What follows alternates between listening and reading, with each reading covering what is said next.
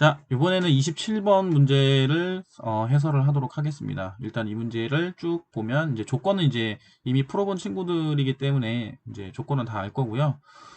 일단 원수적 문제라는 거는 밑에 이제 회전해서 일치하는 것은 같은 것으로 보자 라는 내용이 나와 있으니까 아 이건 원수전이구나 라는 건 알 수 있고, 일단은 제가 이 문제를 봤을 때 제일 먼저 떠올렸던 거는 일단 여사건인가 라는 생각을 했었어요. 왜 여사건인가 라는 생각을 했었냐면, 가운데에 빨간색이나 파란색이 칠해진 두 정사각형은 꼭지점을 공유하지 않는다라고 얘기를 했기 때문에, 그죠? 그러면 가운데 만약에 파란색이 칠해지게 되면 빨간색은 주변에 어디에다 색칠이 돼도 꼭지점을 공유하게 됩니다. 그죠? 그럼 일단 전체 경우의 수를 구할 건데, 전체 경우의 수는 어떻게 할 거냐? 일단 가운데에다 색칠되는 경우의 수가 9가지죠? 서로 다른 종류의 경우의 수. 그 다음에 이제 8가지 색이 있는데, 여기서 이 8가지 색을 이 주변에 색칠을 했을 때 나타날 수 있는 서로 다른 경우의 수가 과연 몇 가지일까요? 라고 봤을 때 2가지가 되거든요. 어떻게 2가지가 되냐면 여기와 여기, 그죠? 요 부분 같은 경우에는 겹치는 게 어디? 요 꼭지점에서 다 겹치고, 이 부분도 어디서 다 겹쳐요? 여기서 다 겹치죠. 요렇게 요렇게 요렇게 다 겹치기 때문에 얘는 나타날 수 있는 경우의 수에 서로 다른 경우의 수는 2가지가 돼요. 그러면 이 2가지를 중에 하나를, 자리를 하나 선택해서 내가 색칠을 하게 되면 나머지는 얘가 뭐 했으니까, 선택이 됐으니까 원수는 의미가 없어지죠. 그러면 7팩이 됩니다.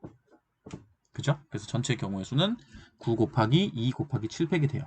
자, 그 다음 이번에는요, 안 되는 경우의 수, 그러니까 겹치는 경우의 수, 요거 공유하는 경우의 수. 첫 번째는 언제겠어요? 빨간색이나 파란색이 이쪽에 색칠이 되는 경우의 수. 그러면 빨간색이 색칠이 될 수도 있고 파란색이 색칠이 될 수도 있으니까 2가지가 되겠죠. 그죠?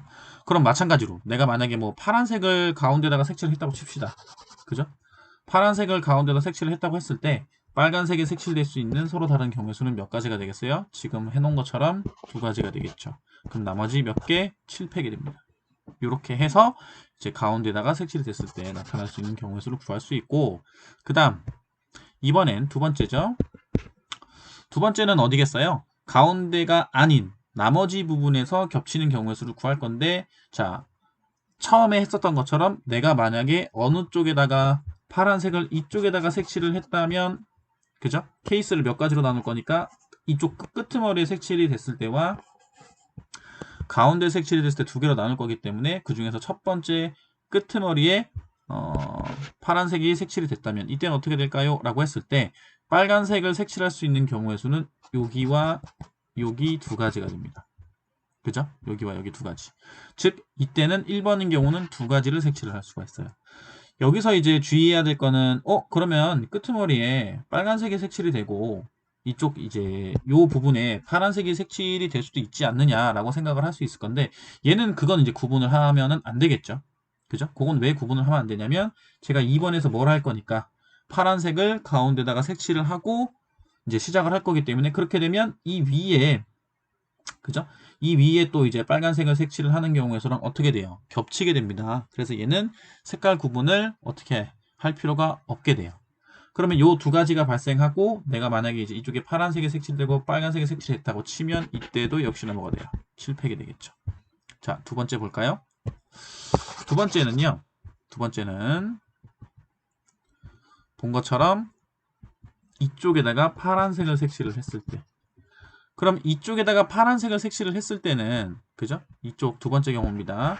파란색을 색칠을 했을 때는 어디가 이제 색칠을 할 거냐면, 빨간색을 색칠할 수 있는 경우 수가 이쪽에 생겨요. 그죠? 이쪽에 생기게 되고 어디도 생길 수 있습니까? 이쪽 부분에도 생길 수가 있어요.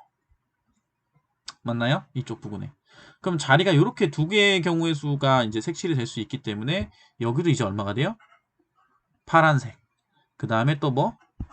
빨간색. 이렇게 되게 되죠. 그 다음에 이제 또 뭐가 되냐? 7팩이 됩니다. 이렇게 나타나는 경우의 수가 발생할 수 있어요. 마찬가지로 얘는 뭐 할 필요가 없다? 색을 구분할 필요가 없다. 왜? 돌리면 여기가 파란색이 되고 이쪽이 빨간색이 되는 경우의 수를 돌렸을 때 역시나 뭐 하게 되니까? 겹치게 되니까 라고 생각하시면 돼요. 자, 다시 한번 얘기하자면, 만약에 빨간색이 이쪽에 있으면 파란색 부분에 어디에?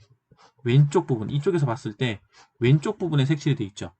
그죠? 이렇게 돼 있는데 얘를 돌려서 보게 되면 만약에 내가 여기에다가 색깔을 바꿔서 여기가 파란색이고 이쪽이 빨간색일 수도 있지 않겠느냐라는 생각을 할 수도 있는데, 그렇게 되면 내가 어디도 할 거기 때문에 이쪽도 파란색인 경우의 수를 포함을 해버리거든요.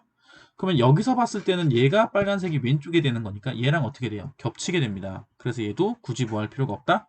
색칠을 할 필요가 없다. 그러면 이 경우의 수를 어떻게 하면 된다? 전체 경우의 수에서 뭐 하자? 빼자. 7팩은 이제 필요가 없으니까 앞에 있는 9 곱하기 2, 요거 18이고요. 얘는 얼마? 4. 얘 얼마? 2. 얘 얼마? 4. 총 몇 가지가 돼요? 10개가 되겠죠. 그러면 18에서 얼마를 빼? 10을 뺐으니까 얼마가 돼? 8이 됩니다. 그래서 실질적으로 K값은 얼마가 된다? 7이 된다. 라고, 7이란다. 8이 되겠죠? 8이 된다고 보시면 됩니다.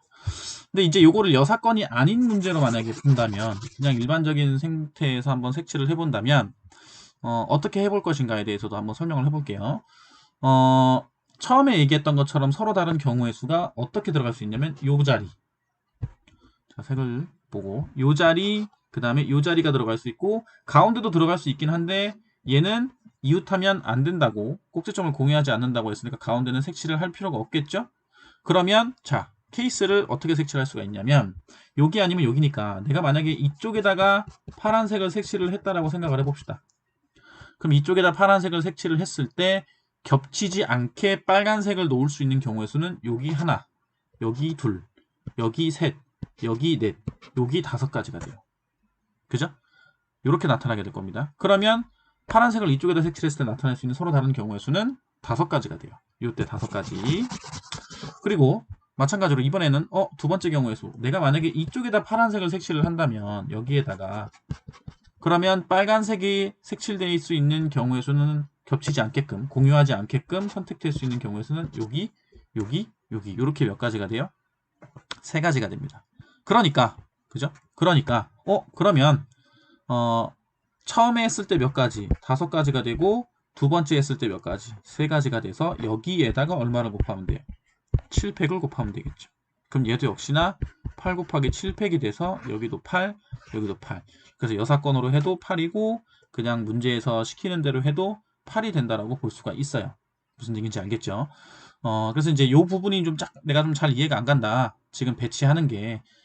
그 부분이 좀 잘 이해가 안 간다면, 이제 원순열의 개념에 대해서 이제 다시 한번 체킹을 좀 해보시고, 그죠? 해보시고, 이제 그거 외에, 뭐, 셀이나 그 내신용 문제집에서 보면 이제 원순열을 좀 활용한 문제들이 있는데, 그거에 해당하는 유형들을 다시 한번 이용을 해서, 왜 이렇게 문제를 푸는지에 대해서 다시 한번 체킹을 좀 해보세요.